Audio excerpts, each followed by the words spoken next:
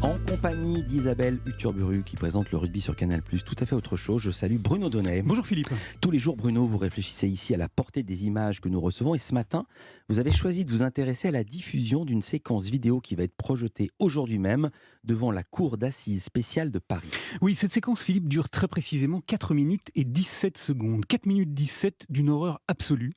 Captée le 14 juillet 2016 à Nice par les caméras de surveillance de la ville au moment où Mohamed Ladjouaj Boulel a foncé avec son camion sur la promenade des Anglais pour tuer 86 personnes et en blesser 450 autres.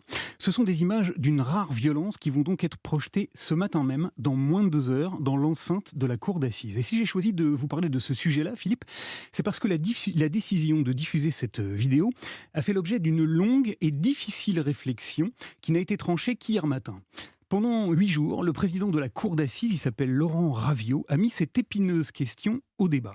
C'est notre confrère Soren Silo qui l'a raconté dans un brillant papier publié la semaine dernière dans les colonnes du Monde. Dès le 2e jour du procès, le président a posé 3 questions.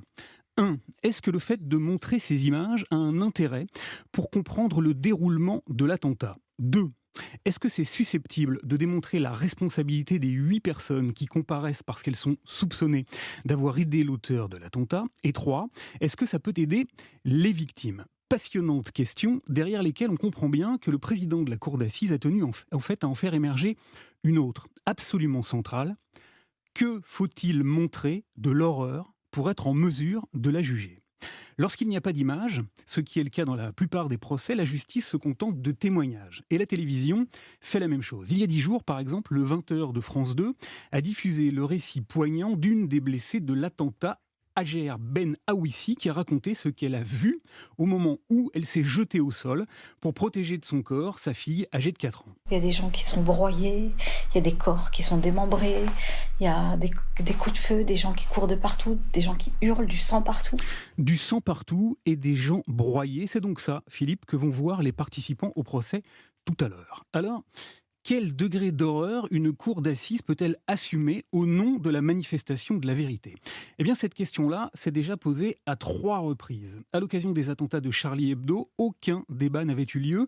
Les images de la rédaction ensanglantée du journal avaient été diffusées sans avertissement, sans débat préalable, et elles avaient suscité un très vif effroi. Pendant le procès des attentats du 13 novembre 2005, cette fois, la cour avait choisi de sélectionner les images, de les trier, et elle n'avait finalement montré que les moins crues. Enfin, durant le procès de Mohamed Merah, aucune image n'avait été projetée à l'audience, tout simplement parce que Merah s'était équipé lui-même d'une petite caméra GoPro afin que ces images soient vues.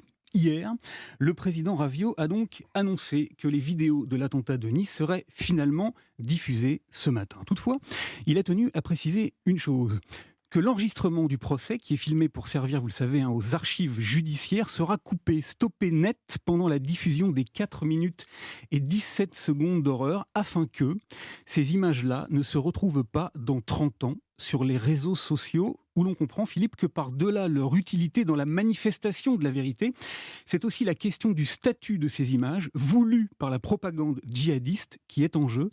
Passionnante question qui est, pour l'heure, de l'unique responsabilité des magistrats. Pour l'heure, comme vous dites. Merci beaucoup, Bruno Donnet. À demain.